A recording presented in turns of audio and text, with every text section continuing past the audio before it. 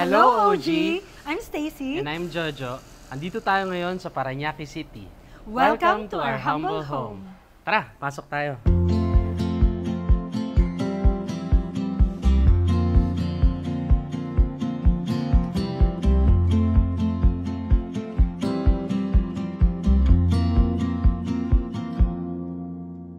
The house is very personal for us kasi yung nag-start pa lang kami, unti-unti yung income namin, we have to buy the items little by little. So this house is a continuous improvement.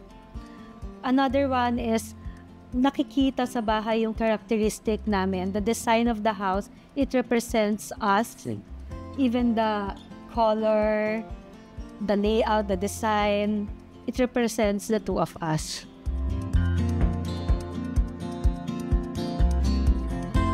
I'm Attorney Stacy Kinsay Pulinga. I'm a lawyer. And I'm Attorney Julius Pulinga. I'm a lawyer and an entrepreneur.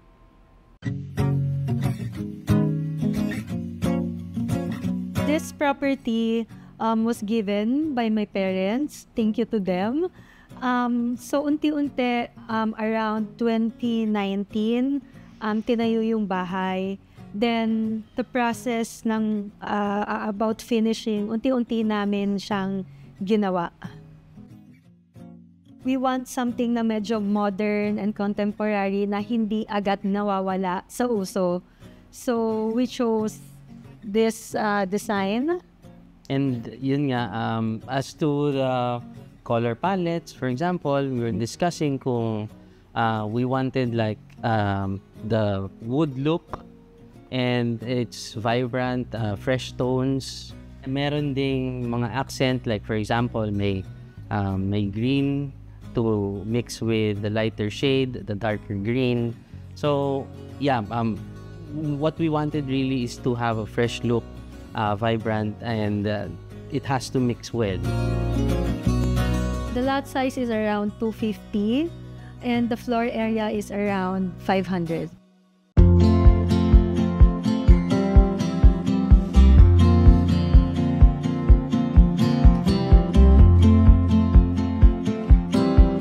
So this house features a 2-car garage. So pagpasok nyo, dito tayo sa living room. This is our living room. Ito, kinustom-made ito. Pati ito, pinagawa rin namin. Our painting, ako nag-paint nito during pandemic. Walang magawa. This one, from New Zealand, souvenir. Ano natin, honeymoon. So, ang gusto kasi namin dito is yung cozy, simple design lang, cozy feels. So, we got our tiles from Wilcon. Ito yung tinatawag na SPC flooring. Ito yung napili namin kasi it gives you the cozy wood look, but it's durable at the same time. Yung SPC flooring daw is pwedeng mabasa and hindi siya masisira. We also have a powder room and a bedroom which we converted into a playroom para sa anak namin. So pagpasok pa po natin, doon naman tayo sa dining area namin.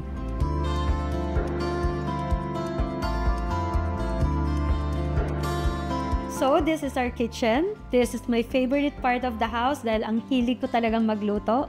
Our kitchen is fully functional. The sink, the stove, the ref, and we have here an island. Since tatlo lang kami sa family, we can convert this island into dining table. So sa laki ng kitchen na to, meron din naman ako. So dito ang aming coffee area.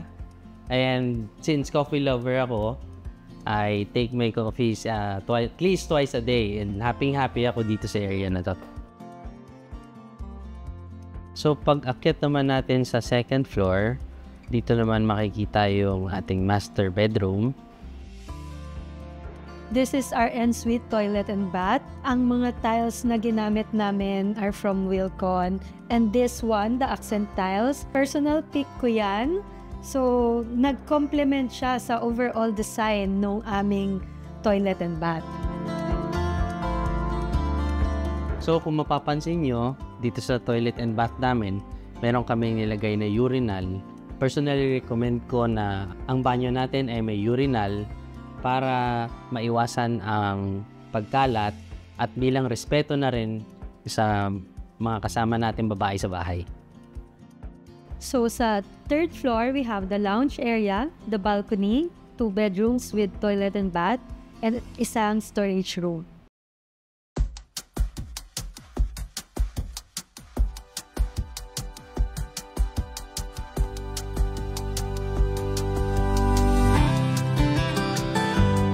In terms of choosing naman what materials or what design to use, first, of course, we had a brainstorming, then we agreed on a general design.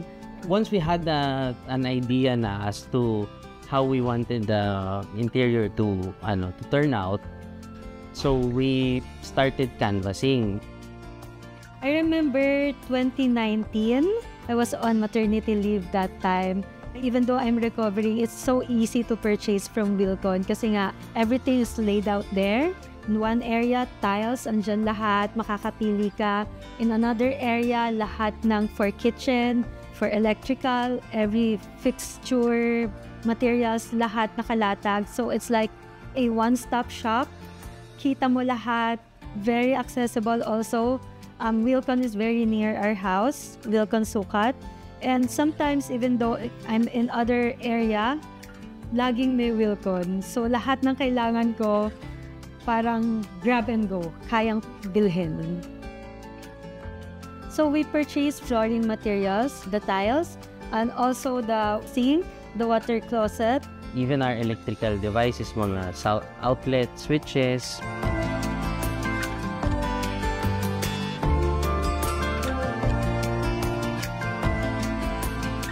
For those who want to have their own home, ang ma-advise ko is, of course, mag-plan ahead.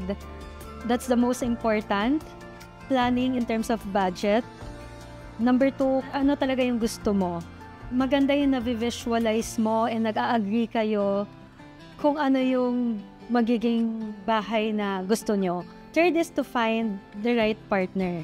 In terms of architect, yung nakakaintindi and makaka-catch ng mga gusto nyong design and layout. Next is a trusted contractor, yung talagang i-execute lahat ng plinano nyo and hindi kayo tatakbuhan. And lastly, find a reliable store or supplier ng building materials.